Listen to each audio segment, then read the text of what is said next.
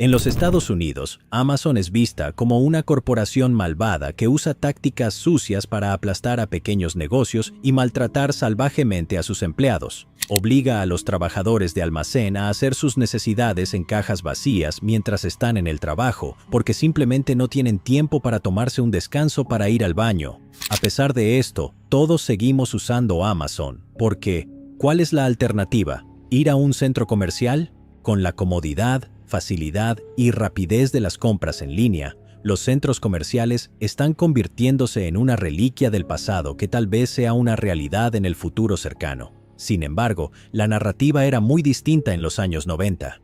Por aquel entonces, las compras online casi no existían, y el público general aún desconfiaba un poco. Los centros comerciales eran el lugar para estar.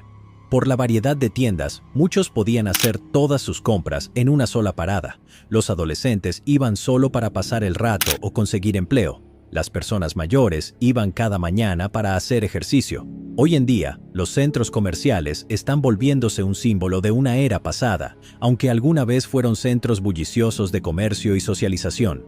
Para la mayoría de personas, lo peor que podía pasar en el centro comercial era que en un puesto de comida se acabara su salsa favorita. Lamentablemente, las hermanas Mary Joy y Jacqueline Cheung no tuvieron esa suerte. Su último viaje al centro comercial fue la última vez que alguien las vería con vida, o tal vez no. Mary Joy, de 21 años, y Jacqueline, de 23, nacieron del matrimonio de Dionisio y Thelma Cheung. Crecieron en la isla de Cebú, en Filipinas. Dionisio trabajaba en una empresa de transporte, y las chicas tenían trabajos de medio tiempo en el centro comercial. La noche del 16 de julio de 1997, Mary Joy y Jacqueline habían terminado sus turnos en el centro comercial Ayala. Estaban afuera del centro, en la caseta de espera, esperando a que llegara su transporte. Como se retrasaron en regresar a casa, Thelma envió a sus dos hijos a buscarlas, pensando que las chicas debían haber tenido problemas para conseguir transporte porque era una noche muy lluviosa y tormentosa. Cuando los chicos llegaron al centro comercial, las chicas ya no estaban y nunca volverían a casa. Según declaraciones firmadas por testigos, un auto blanco se detuvo frente a la caseta a las 10 de la noche y dos hombres obligaron a las chicas a subir. Detrás venía un auto rojo, con 5 hombres más. El auto blanco avanzó unos 14 metros antes de que Jacqueline se arrojara fuera del vehículo. Fue perseguida y obligada a volver a subir. Una vez dentro, la golpearon con el codo en el pecho y a Mary Joy la golpearon en el estómago. Los golpes hicieron que ambas perdieran el conocimiento. En ese momento, las esposaron entre sí y les colocaron cinta adhesiva en la boca. Los autos salieron del centro comercial y se dirigieron a una casa segura en Guadalupe, en la ciudad de Cebú. Llevaron a las chicas a habitaciones separadas, pero después de unos 15 minutos, las chicas y sus 7 captores volvieron a los vehículos. Mary Joy y Jacqueline fueron nuevamente esposadas entre sí y se dirigieron a la terminal de autobuses, donde lograron alquilar una camioneta y abandonar el auto rojo.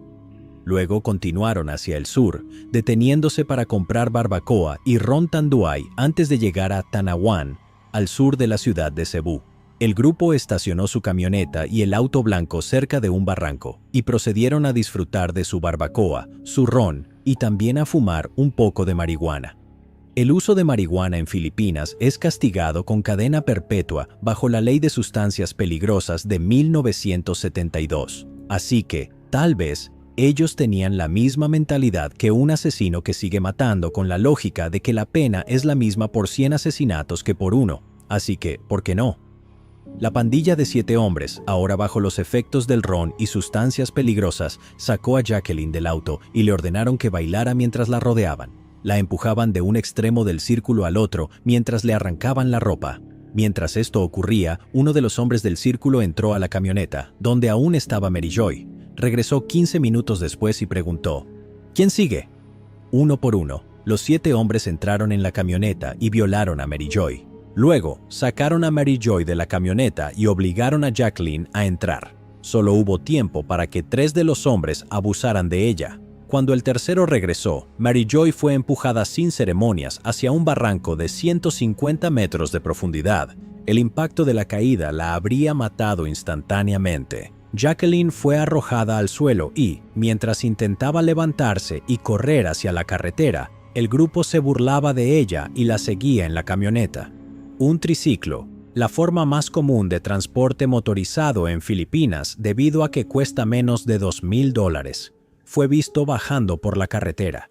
Entonces metieron a Jacqueline de nuevo a la camioneta y la golpearon hasta dejarla inconsciente. Lo que ocurrió con ella después se desconoce. O tal vez no. El conductor del triciclo, pensando que los ocupantes de la camioneta estaban arrojando basura por el barranco, anotó el número de matrícula.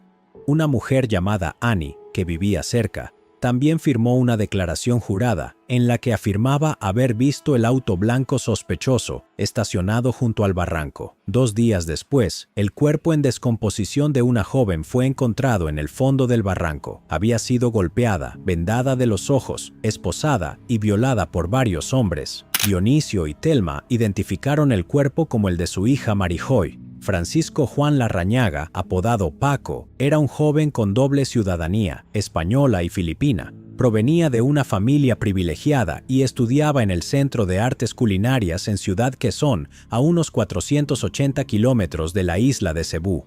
2 meses después del crimen, fue abordado en el campus por hombres armados vestidos de civil que decían ser policías. Paco llamó a su hermana Mimi, quien acudió al lugar de inmediato y logró hacer que los oficiales se marcharan bajo la condición de que Paco viajaría a Cebú al día siguiente para ser interrogado. Cuando llegó a Cebú, Paco fue arrestado junto con otros 6 hombres, quienes pasarían a ser conocidos como los 7 de Chiong. Los otros arrestados fueron Josman Aznar, Rowen Adlawan, también conocido como Wesley, Alberto Cao, también conocido como Alan Pahak, Ariel Balansang, James Anthony Uy, también conocido como Wang Wang, y James Andrew Uy, también conocido como MM. Casi todos estos hombres provenían de familias acomodadas y todos tenían antecedentes en el registro juvenil por altercados menores. El expediente de Paco incluía uno que no era tan menor, lo cual fue una de las razones por las que fue señalado. Paco fue acusado de intentar secuestrar a una estudiante de primer año de secundaria el año anterior. Cabe señalar que todo esto es supuestamente, ya que no hubo arresto ni cargos formales en relación con el asunto, pero existía una carta con fecha del 25 de septiembre de 1996, enviada por los padres de la niña a la Oficina de Asuntos Estudiantiles de la secundaria. El público no podía haber estado más contento con el arresto. Todos eran vistos como maleantes de familias privilegiadas, el tipo de personas que generalmente se consideran por encima de la ley, y quizás en efecto lo están. Especialmente en el caso de Paco, quien era visto como el líder de la pandilla y proveniente de la familia más acomodada. Así que la idea de que se pudiera hacer justicia realmente era emocionante para la gente de Cebú, que esperaba con ansias el juicio, con la esperanza de que los 7 de Chiong no simplemente compraran su salida de los problemas, como suele creerse que hacen los ricos. El pueblo filipino vio esto como el juicio del siglo, esperando ansiosamente para ver si la justicia podía vencer a la riqueza y al privilegio. El juicio contra los 7 de Chiong se centró en 2 personas. La primera fue Paco. Paco era visto como el líder de la pandilla y quien supuestamente tenía la coartada más sólida para el crimen. La fiscalía creía que, si podía probar su culpabilidad, las demás condenas serían triviales. Del mismo modo, la defensa creía que, si lograban demostrar la inocencia de Paco, el caso de la fiscalía se vendría abajo. La otra figura clave del juicio fue el coacusado Davidson Valiente Rusia. Él se entregó como el 8º miembro de la pandilla de Paco y aceptó testificar contra los otros miembros. Era el testigo estrella de la fiscalía. Rusia dijo que le dijeron que se reuniera con el grupo en el centro comercial a las 10 de la noche para un gran acontecimiento. Supuso que simplemente se iban a ir de fiesta o algo así, pero luego detalló explícitamente los secuestros que comenzaron en el centro comercial y terminaron con el asesinato en el barranco. Su testimonio duró varios días, pero los abogados de Paco lo interrogaron durante el contrainterrogatorio por solo 30 minutos. Entonces, al no encontrar una defensa razonable, los abogados de Paco abandonaron el caso y se le asignaron abogados de la Defensoría Pública. Como era de esperarse, no les fue mejor. La versión de los hechos de Rusia fue recreada en un cortometraje que se transmitió por televisión nacional. Después de ver a los actores que interpretaban a Rowan y Ariel darse un chócala tras empujar a Mary Joy por un barranco, la nación entera supo que esos hombres eran culpables y quería verlos ejecutados. El 5 de mayo de 1999, después de 3 meses de deliberación, el juez del Tribunal Regional de Cebú, Martín Ocampo, redactó su decisión. Declaró que los 8 acusados eran culpables más allá de toda duda razonable. Rusia recibió inmunidad total por su papel como testigo estrella, mientras que los otros 7 hombres fueron condenados a 2 cadenas perpetuas. La pena obligatoria por asesinato en ese momento era la pena de muerte, pero Ocampo determinó que, como no estaba seguro de que el cuerpo hallado en el barranco fuera el de Mary Joy Cheong, no se podía afirmar con certeza que hubiera ocurrido un asesinato. En lugar de eso, los hombres fueron condenados por 2 cargos de secuestro con detención ilegal. Dionisio y Thelma estaban furiosos, por supuesto. Consideraban que cualquier cosa que no fuera la muerte no era justicia adecuada. Bueno, para entender todo lo que ocurrió, hay un contexto importante sobre este juicio que no se ha mencionado hasta ahora. Se comentó que los acusados provenían en su mayoría de familias privilegiadas, y eso es cierto. El público quería pruebas de que incluso los ricos no estaban por encima de la ley, como muchas veces se percibe que sucede. Y sí, se percibe así porque absolutamente es así. Sin embargo, lo único que puede hacer que se haga justicia, o al menos una versión distorsionada de ella, contra una familia privilegiada, es otra familia aún más privilegiada. Según todas las fuentes, los Cheong no eran particularmente ricos. Después de todo, sus hijas trabajaban medio tiempo en un centro comercial. Sin embargo, tenían conexiones. La hermana de Thelma era la secretaria personal de Joseph Estrada, quien se convirtió en presidente justo al inicio del juicio. Fue investido el 30 de junio de 1998. También está la empresa de transporte para la que trabajaba Dionisio. Él había sido gerente de toda la empresa antes de dejar el cargo. Esa empresa pertenecía a Peter Lim, un presunto narcotraficante de alto perfil que fue incluido en una notificación roja por Interpol en marzo del 2019 y es actualmente objeto de una búsqueda internacional. Un dato curioso completamente irrelevante para la historia en cuestión y que definitivamente podría no tener ninguna relevancia es que Dionisio estaba por testificar contra su antiguo jefe ante el Comité Congresal sobre Drogas Peligrosas justo en el momento en que sus hijas desaparecieron. Esto es especialmente importante por varias razones. La primera es el intento de arresto de Paco en su universidad. Mientras él estaba aterrado y confundido, su hermana Mimi fue una leyenda.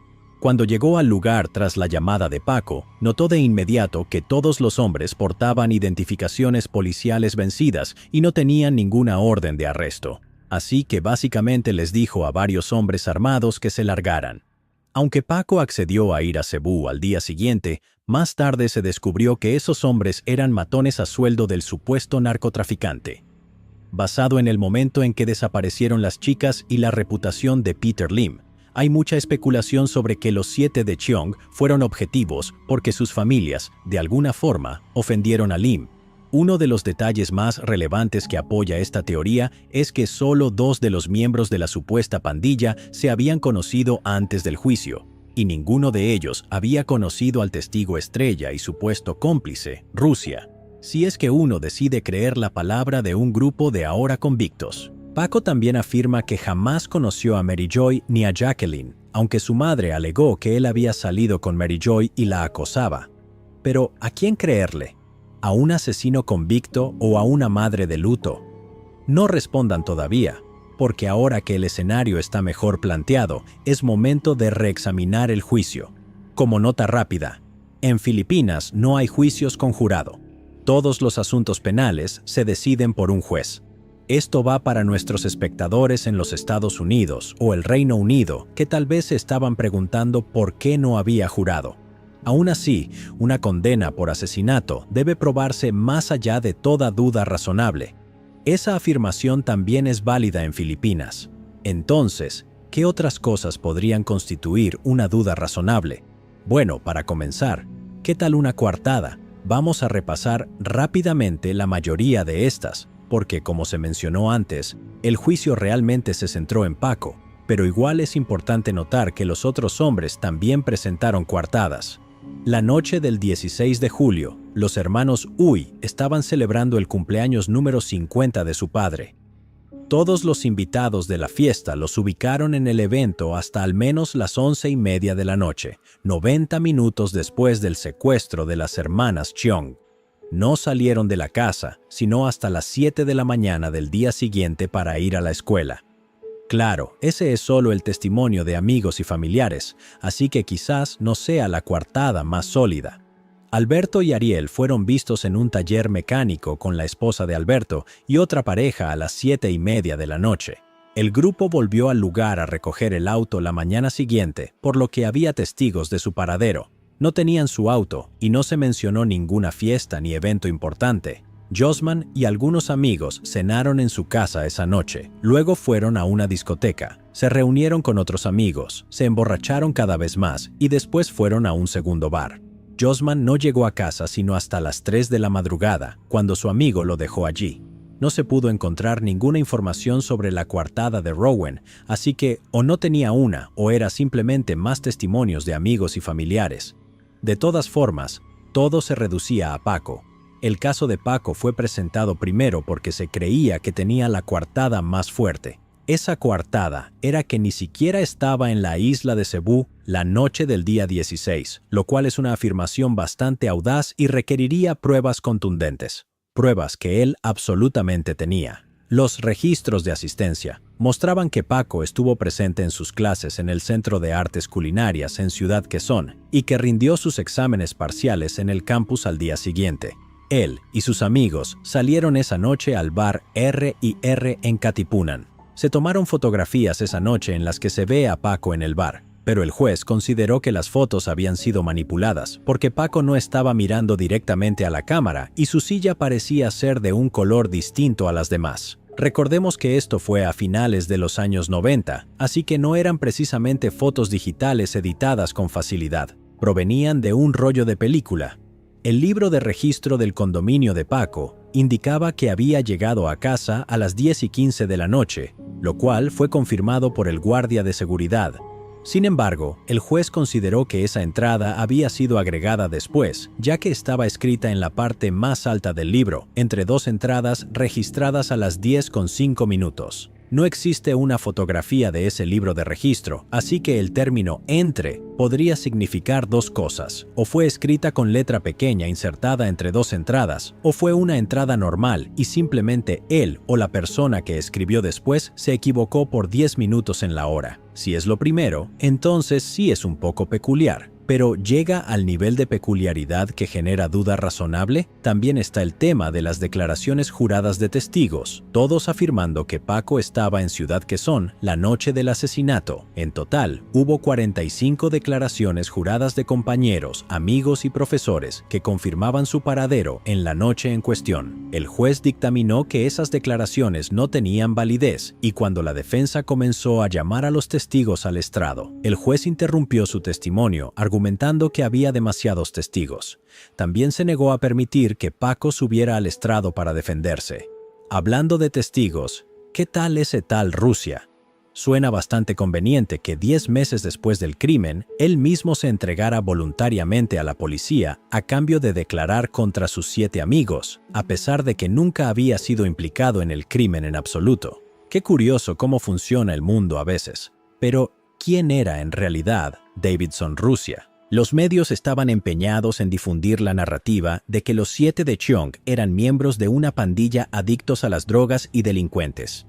El octavo hombre, Rusia, sí era un pandillero adicto a las drogas y con antecedentes. Rusia había cumplido 2 condenas en prisión en los Estados Unidos. Su confesión no surgió completamente de la bondad de su corazón, y esto no solo referente a la oferta de inmunidad total. Según una historia corroborada por otros presos que presenciaron los hechos, la policía fue amable y persistente al sacar la confesión de Rusia con sus puños. Sus cigarros encendidos acariciaban su espalda y sus armas cargadas apuntaban amorosamente a su rostro. Rusia recibió el tratamiento VIP completo, bañado en ese tipo de afecto por parte de la policía, hasta que libremente decidió por su propia voluntad que debía hacer lo correcto y confesar sus horribles crímenes. Durante el juicio, se mencionó que la fiscalía interrogó a Rusia durante días, pero el equipo defensor de Paco solo lo contrainterrogó durante 30 minutos. Lo que omitieron fue que el juez Ocampo solamente les permitió hacerlo por ese tiempo. Rusia dio un relato muy detallado de los hechos, comenzando en el centro comercial y terminando en el barranco. Pero en su historia, Jacqueline se fue del barranco con ellos. Nunca dijo qué pasó con ella después, y la fiscalía no preguntó. En el contrainterrogatorio, cuando se le preguntó a Rusia qué había pasado con Jacqueline, se desmayó. Pero con testigo o sin él, el espectáculo debía continuar. El juez Ocampo escuchó cómo el circo seguía su curso y él mismo respondió las preguntas por el testigo inconsciente. Decir que esta fue una decisión poco ortodoxa sería un eufemismo, pero aparentemente el juez Ocampo era un tipo bastante poco ortodoxo. Todo el juicio fue un carnaval, estaba desorganizado y la gente gritaba y hablaba fuera de turno. El juez Ocampo no tenía la energía o la voluntad para mantener siquiera una semblanza de orden en su sala, suponiendo que no tuviera la energía, ya que de vez en cuando se echaba una rápida siesta durante los procedimientos. Al igual que un testigo desmayándose, el hecho de que el juez estuviera dormido no fue suficiente para pausar el juicio. Así que ojalá no se haya presentado nada importante mientras él estaba en el mundo de los sueños. Hemos hablado de las coartadas de los 7 de Cheong, una de las cosas que se puede usar para establecer una duda razonable. Pero, ¿y qué pasa con las pruebas del juicio? Seguramente debe haber habido una preponderancia de pruebas que vincularan a los acusados con el crimen, ¿verdad? En realidad, no había ninguna. Aparte del testimonio de Rusia, no hubo pruebas físicas reales que vincularan a ninguno de los hombres presuntamente involucrados con el crimen. Estaba el cuerpo de Mary Joy, pero llegaremos a eso en un momento. Como toda la fiscalía dependía del testimonio de Rusia, hay algo que debemos mencionar sobre su historia. Hubo declaraciones de testigos que corroboraban la historia de Rusia sobre lo que ocurrió esa noche. Mencionamos a un testigo antes, Annie, que firmó una declaración diciendo que había oído ruidos y vio el auto blanco estacionado junto al barranco. Lo que pasa con esta declaración, sin embargo, es que ella afirma que es una mentira total. El relato de Annie sobre esa noche fue que escuchó algunos ruidos o tráfico afuera, pero no pensó absolutamente nada de ello. Al día siguiente era un día de mercado, así que era normal ver a la gente conducir o transportar su ganado. Después de haber sido entrevistada varias veces por la policía, le presentaron una declaración jurada para que la firmara. El documento que le presentaron a la pobre mujer no educada estaba en inglés, un idioma que ella no podía leer. Tal vez no educada, pero no tonta, exigió que los oficiales le tradujeran la carta antes de firmarla. La policía era gente honesta, así que accedieron a traducirla para ella, pero solo después de que ella la firmara. Le dijeron lo que realmente decía la declaración, pero cuando ella les argumentó que era una mentira, no les interesó, claro. Ellos obtuvieron lo que querían, así que se fueron. Después del juicio, se reveló que la mayoría de las declaraciones de los testigos eran de personas que no entendían lo que estaban firmando, ya que los testigos de habla cebuanos recibieron todas las declaraciones escritas en inglés para firmar. También hubo varias declaraciones en las que se afirmaba que 7 hombres habían secuestrado a las hermanas Cheong, y la adición del 8º hombre como testigo principal no parecía generar ninguna duda sobre la veracidad de esas declaraciones. Hablando de la policía entrevistando testigos, no entrevistaron a ninguno de los testigos de la defensa para tratar de corroborar las coartadas de los hombres acusados. Se habían conocido en custodia y su único trabajo era hacer arrestos, no hacer arrestos correctos. Bueno, hablemos del cuerpo de Mary Joy. Se encontró un cuerpo en el fondo de un barranco, esa parte no está en debate, pero ¿realmente el cuerpo era de Mary Joy? Sus padres lo identificaron como suyo y eso fue todo. Se tomaron algunas huellas que supuestamente coincidían con huellas en una tarjeta de identificación de un bote, según el inspector Edgardo Lenizo, un inspector de la misma fuerza policial que supuestamente sacó una confesión de Rusia. Obtener huellas de un cuerpo en descomposición es difícil y hubo muchas dudas sobre la autenticidad de sus afirmaciones. Thelma se negó a permitir cualquier otra prueba forense sobre el cuerpo, así que la identidad de la chica fue enteramente confirmada por los padres. Normalmente se diría que la verificación de los padres es una forma bastante sólida de identificar un cuerpo, pero normalmente la persona en cuestión no desaparece después de que uno de esos padres acuerda testificar contra un supuesto narcotraficante en un caso rodeado de más preguntas que respuestas. El examen post-mortem reveló otra pieza crucial de evidencia. Había una mancha en la ropa interior de la chica fallecida que, según las pruebas, coincidía con el ADN de Paco y solo con el ADN de Paco. Solo para recordarles, Mary Joy fue supuestamente violada por 7 hombres y Paco no fue ni el primero ni el último en el orden que declaró Rusia. Con 7 tipos, definitivamente es posible que uno de ellos fuera estéril. 4 de ellos es una pequeña posibilidad, pero 6. Habría que ver si eso es posible. La muestra que se analizó mostró esperma de Paco, pero solo había una célula de esperma y ninguna de nadie más. ¿Cómo pudo la fiscalía afirmar que la chica fue violada repetidamente si solo había una célula de esperma como evidencia? También es importante señalar que el experto forense que probó la muestra admitió que no usaba guantes en ese momento. Para un científico se esperaría que se tuviera un poco más de cuidado. Todas esas pruebas forenses, de las cuales honestamente hubo muy pocas, se manejaron de manera extremadamente deficiente. Las muestras de ADN fueron manipuladas sin guantes, las huellas dactilares fueron dudosas y toda la ropa de la chica había sido metida apresuradamente en una sola bolsa de plástico. La defensa, con toda razón, solicitó que todas las pruebas forenses fueran analizadas nuevamente debido a las dudas y cuestionamientos sobre el manejo de la evidencia. El juez Ocampo negó esta solicitud porque, por supuesto que lo hizo, dictaminando que probar la identidad de la chica fallecida era irrelevante. Anteriormente se mencionó que los abogados defensores abandonaron el caso porque no pudieron brindar ningún tipo de defensa razonable, y efectivamente era así. Ahora saben que no fueron incapaces de defender porque los hombres acusados fueran extraordinariamente culpables, sino porque pruebas exculpatorias como una coartada inquebrantable fueron rechazadas por el juez, mientras que preguntas sobre quién era en realidad la chica hallada en el barranco, o incluso si las hermanas Cheong fueron realmente violadas o asesinadas, fueron ignoradas como si fueran irrelevantes.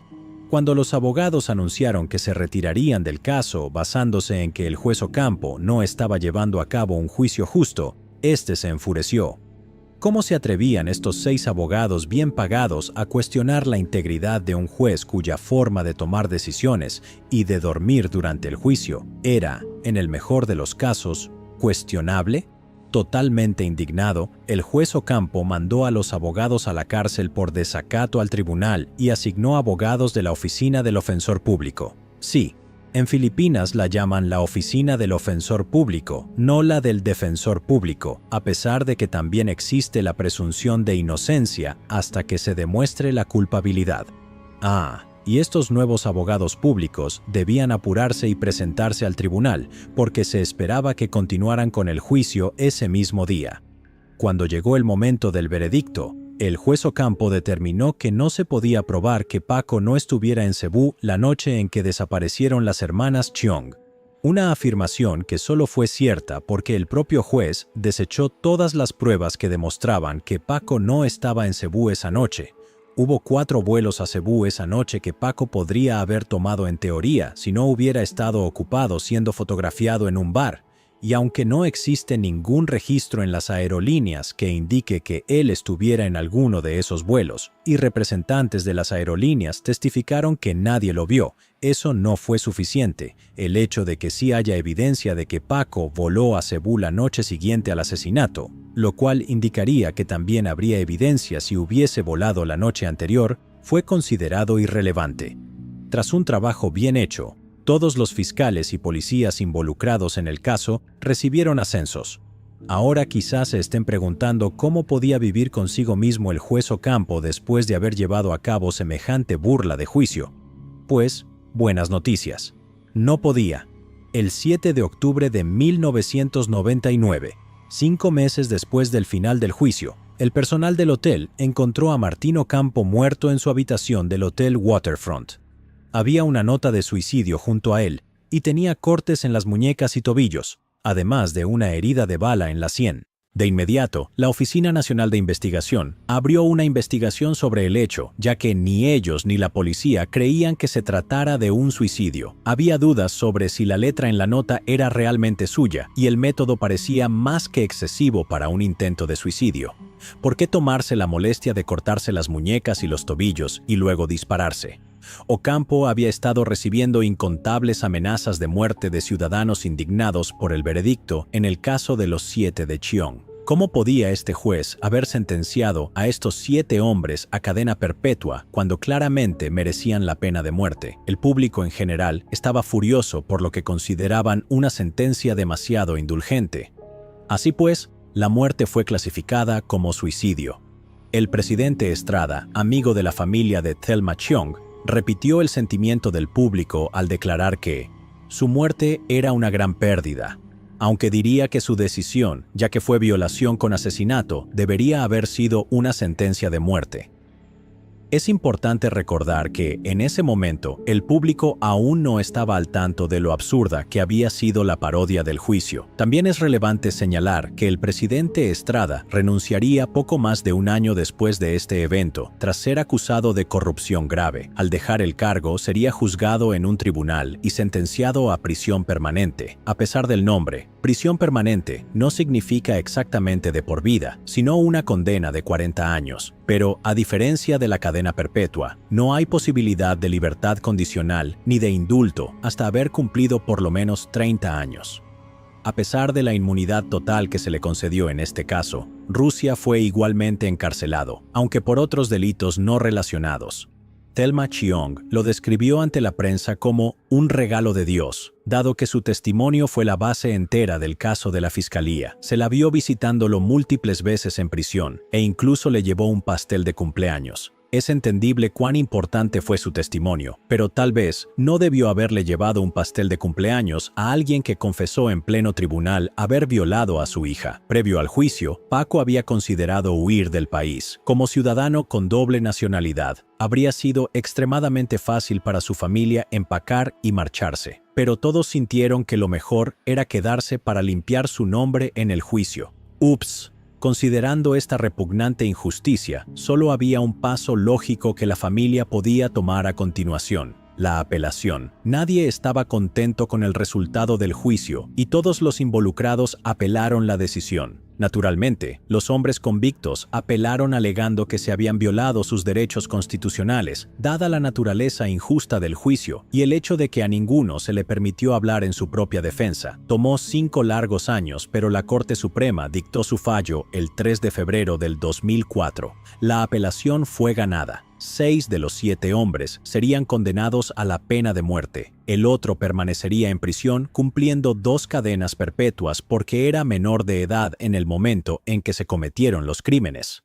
La Corte Suprema rechazó las apelaciones de los hombres convictos. Para entonces, Rusia se había retractado de su testimonio, afirmando que la policía lo había torturado para que confesara, mostrando los moretones que le habían infligido. La Corte Suprema dictaminó que no podían desechar su testimonio porque había otros testigos que corroboraban partes de la historia, incluso si esas declaraciones estaban firmadas por personas que no entendían nada de lo que estaba escrito en los documentos en inglés. Además, a quienes firmaron para corroborar la versión de Rusia se les pagó por su testimonio, pero seguramente eso es tan inmaterial como toda la otra evidencia en este caso. La decisión del tribunal decía: estos casos involucraron el secuestro y la detención ilegal de una belleza universitaria y de su hermana, agraciada y valiente. Una intrigante historia de rebelión, violación en grupo y agresión se vio seguida por el asesinato de la reina de belleza.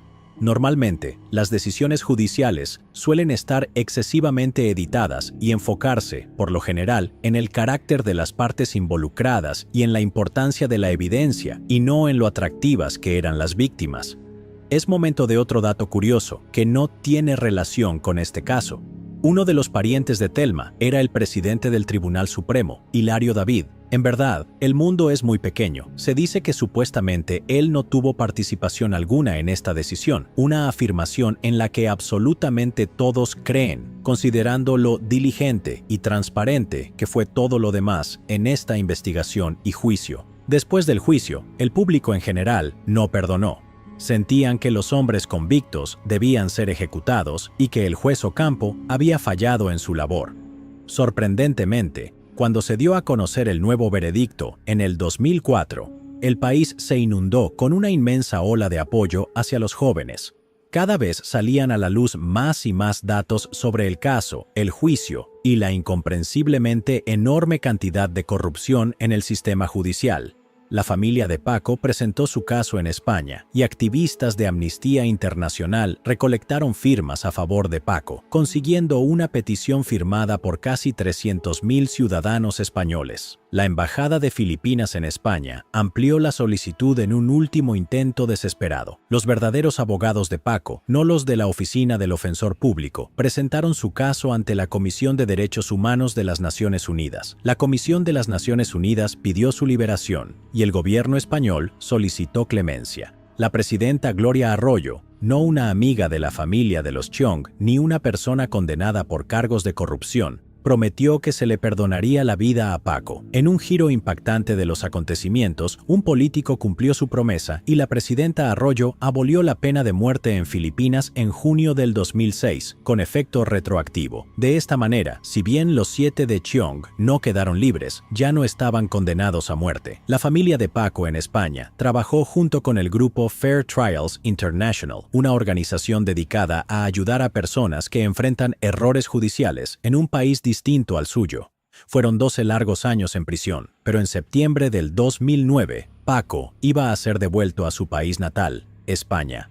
Thelma hizo todo lo posible por impedir la transferencia, pero era una mujer contra el mundo. Tal vez podría haber tenido éxito si hubiese dedicado más tiempo a ese esfuerzo y menos a llevarle regalos y pasteles de cumpleaños al supuesto violador de su hija. Una vez de vuelta en su país, Paco fue enviado inmediatamente a prisión. ¿Qué esperaban? Dijeron que podía volver a casa, no que había sido perdonado. La familia de Paco sintió que ese era solo el primer paso hacia la libertad definitiva de su hijo, y bien pudo haberlo sido. La Junta de Revisión Penitenciaria Española accedió a recomendar que Paco fuera puesto en libertad condicional para que pudiera continuar su vida fuera de la cárcel, pero había una condición: tenía que admitir su culpabilidad. Su culpabilidad en un crimen que, según literalmente todos los informes, excepto el de Davidson, Rusia, habría sido imposible de cometer, ya que se encontraba a 500 kilómetros de la isla de Cebú. Como era de esperarse, Paco se negó y aún cumple su cadena perpetua en una prisión española. Al recibir esa oferta 2 o 3 meses después de ingresar a la cárcel, cualquiera podría decir lo que fuera para salir del infierno lo antes posible, ya que la prisión da miedo. Sin embargo, después de haber sobrevivido 12 años tras las rejas por un crimen que se no cometió, en ese momento, lo verdaderamente importante ya no es salir como un hombre libre, sino como un hombre inocente. La opinión pública también ha seguido inclinándose más del lado de Paco y de los 7 de Chiong.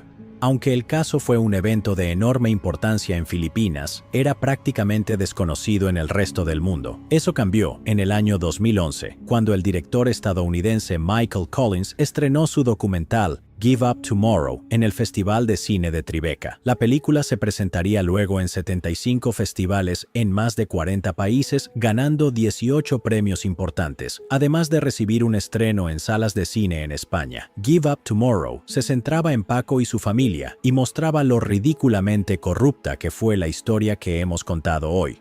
El título del filme proviene de algo que Paco dice en una entrevista en relación con la posibilidad de suicidarse en prisión. Siempre les digo a mis compañeros, si quieren rendirse, lo cual es normal, ríndanse mañana. Cuando llegue mañana, entonces me rendiré mañana. Llega el mañana y digo, me rindo mañana. Thelma Chiong, quien a estas alturas todos podemos coincidir en que es una persona implacable y bastante desagradable, volvió a indignarse de que esta película pudiera existir, así que decidió combatir fuego con fuego. Thelma encargó su propia película, Jacqueline Comes Home, contada desde la perspectiva de sus hijas en lugar de la de los supuestos asesinos. Su versión fue una verdadera reescritura de la historia, con la mayor parte del filme centrado en lo violentos y horribles que eran los 7 de los Cheong, excepto Davidson Rusia. A él lo retrataron como una persona amable, cuya conciencia no le dejó más opción que presentarse y confesar la culpabilidad de él y sus amigos. Jacqueline Comes Home se estrenó en el año 2018, pero tuvo mucho menos reconocimiento que Give Up Tomorrow. Tal vez fue porque la película era una propaganda descarada, tal vez por ser una historia revisionista, o tal vez porque presenta una escena en la que Thelma Cheong tiene una conversación con Dios, no una oración, sino un diálogo. 6 años después de su llegada a España, Paco fue degradado a delincuente de 3er grado, la clasificación para los criminales menos peligrosos. Esto le permitió ciertos privilegios, como salir de la prisión para ir a la escuela y trabajar. Continuó con sus estudios culinarios y tiene un trabajo de medio tiempo como chef. En el año 2019, 3 miembros del grupo de los 7 de Cheong fueron liberados de prisión en Filipinas bajo la ley de reducción de tiempo por buena conducta. Thelma hizo un escándalo, tras lo cual se anunció que su liberación había sido un error y debían entregarse nuevamente a las autoridades. El presidente Rodrigo Duterte ofreció una rueda de prensa con un ultimátum. Los 3 tenían 15 días para entregarse, o el público podría casarlos por una recompensa de $1 millón, aproximadamente $20,000, por cabeza, vivos o muertos. Como era de esperarse, los hombres se entregaron nuevamente a la custodia. Extrañamos a la presidenta Arroyo, ella era mucho más cool. ¿Cuándo un asesinato no es un asesinato? Bueno, cuando la presunta víctima está viva y bien en Canadá. Esa es la teoría, de todos modos. Give Up Tomorrow reavivó el interés en el caso y lo trajo de nuevo a la atención mundial. Los detectives de Internet se pusieron a trabajar de inmediato. Si ambas chicas fueron asesinadas, debería haber un informe de un segundo cuerpo en algún lado. Y si Jacqueline fue secuestrada, pero mantenida con vida, tal vez habría evidencia de su paradero en alguna parte del mundo. La evidencia que la gente encontró vino de una fuente sorprendente, la página de Facebook de Thelma Cheong. En el año 2017, publicaciones de Facebook, ahora eliminadas, de una boda familiar en Canadá, mostraron a 2 mujeres que la gente sentía que se parecían exactamente a Jacqueline y Mary Joy. Cuando la gente se enteró de esto, 2 usuarios que afirmaban ser amigos de Thelma dijeron que las chicas estaban 100% vivas y bien. Hay innumerables fotos de las 2 mujeres que se cree que son Jacqueline y Mary Joy, y hay que admitir que el parecido es impresionante. En esta imagen, Mary Joy está a la izquierda y Jacqueline está a la derecha. La historia oficial es que las mujeres son su hermana menor Debbie, a la derecha, y la esposa de su hermano, a la izquierda. Esta es la historia oficial que se ha presentado, pero mucha gente no cree en esa explicación en absoluto. Hay muchas más imágenes de sus versiones actuales disponibles, aunque la familia haya intentado eliminarlas todas de Internet, lo cual es sospechoso en sí mismo. Algo bastante notable es que, en la boda de la supuesta Debbie, el presunto narcotraficante Peter Lim y su familia también estuvo presente. Al parecer, Lim y los Cheong de alguna manera lograron arreglar las cosas a pesar de todo el lío judicial y los testimonios cruzados en los que casi se enredaron. Es lindo ver a viejos amigos reconectarse, y eso nunca es sospechoso. Para nada. Sería fácil descartar estas afirmaciones de los detectives de Internet occidentales bajo el argumento de que no son de la misma raza y están cayendo en el prejuicio de todos se ven iguales para mí. Un fenómeno psicológico real al que todas las personas están expuestas en mayor o menor medida. Afortunadamente, un buen número de personas filipinas también se pronunciaron sobre el tema. De hecho, un número muy grande de personas filipinas opinan que estas mujeres realmente se parecen a las chicas desaparecidas. Y el porcentaje de filipinos que afirman que son claramente Mary Joy y Jacqueline en esas fotos es muchísimo más alto de lo que uno esperaría en una simple teoría conspirativa. La teoría de que las hermanas Cheong están vivas y bien en Canadá aún no ha sido confirmada ni refutada. Para muchas personas, el debate vuelve a ser Thelma Cheong contra una abrumadora cantidad de evidencia. Pero si esas mujeres no se presentan y lo admiten, no hay mucho que se pueda hacer. Por su bienestar, sería reconfortante pensar que estas 2 mujeres, ambas casadas y con familia, son las hermanas Cheong y que están vivas y bien. Pero por el bien de los 7 de Cheong. Por suerte, esto es mentes enfermas, y no es nuestro trabajo resolver dilemas morales tan profundos como este. Es extremadamente difícil mantenerse neutral en un caso tan polémico como este, y es muy evidente, pero ni siquiera lo intentamos. Si no están de acuerdo con nuestra evaluación y creen que esos hombres merecen morir, pues esperamos que ardan en el infierno. Pero no olviden dejar sus comentarios y hacérnoslo saber. Desde el principio, las cosas no cuadraban. 2 chicas desaparecieron de un centro comercial. Esto ocurrió justo cuando el padre de las chicas estaba por testificar contra un presunto narcotraficante, y justo después de su desaparición decidió no testificar. Originalmente, la historia era que 7 hombres habían secuestrado a las chicas. Luego, cuando fue conveniente, de repente eran 8 hombres. El octavo era un convicto adicto a las drogas al que golpearon hasta obtener una confesión, que luego se retractó durante el juicio. Los testigos de la fiscalía fueron pagados para declarar, mientras que a los testigos de la defensa no se les permitió testificar, ni tampoco a los propios acusados. El juez, cuando no estaba dormido, no mantenía ningún tipo de orden en la sala.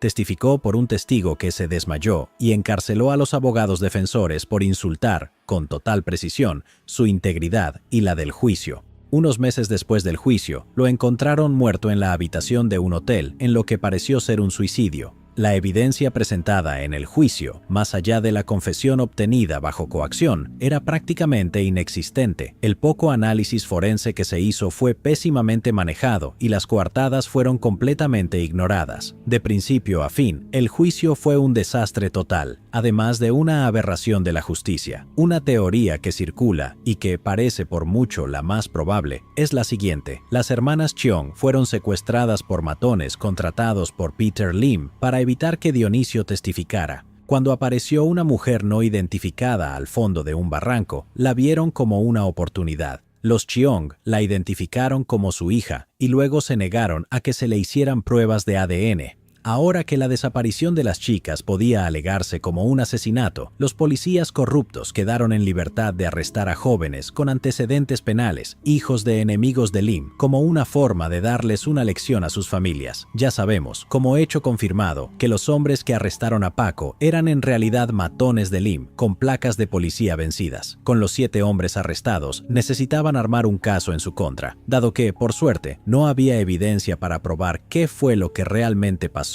con las Cheong o con la chica del barranco, o al menos no evidencia que no hubiese sido mal manejada o destruida. Solo necesitaban que la policía le sacara una confesión a golpes a algún criminal de baja categoría que ya estuviera tras las rejas. El juez Ocampo fue entonces sobornado para asegurar un veredicto conveniente, presuntamente, y sentenció a los 7 del caso Cheong a cadena perpetua en lugar de la pena de muerte. Después del juicio, o se suicidó por culpa, o fue asesinado como castigo por no dar la sentencia de muerte, o simplemente fue eliminado para no dejar cabos sueltos. Con ese asunto resuelto, y con un pariente de Thelma como presidente de la Corte Suprema, para asegurarse de que la apelación resultara en la pena capital, Mary Joy y Jacqueline pudieron comenzar una nueva vida en Canadá. Los Cheong y Peter Lim podían volver a ser amigos ahora que habían demostrado ser útiles y dignos de confianza una vez más. A simple vista, esa podría parecer una absurda teoría conspirativa, pero con todos los hechos disponibles sobre lo desastroso que fue el juicio y cuán corrupta era la policía, sin mencionar los vínculos familiares con el entonces presidente Estrada, todo esto se vuelve inquietantemente creíble. Ojalá que algún día se conozca la verdad completa sobre este caso, para saber con certeza qué ocurrió y que se pueda hacer justicia como corresponde. Hasta entonces, los dejamos con unas palabras del propio Paco. Preferiría que me volvieran a condenar a muerte antes que admitir un crimen que no cometí. Llegados aquí, ¿acaso no has visto este otro crimen? Yo no me lo perdería,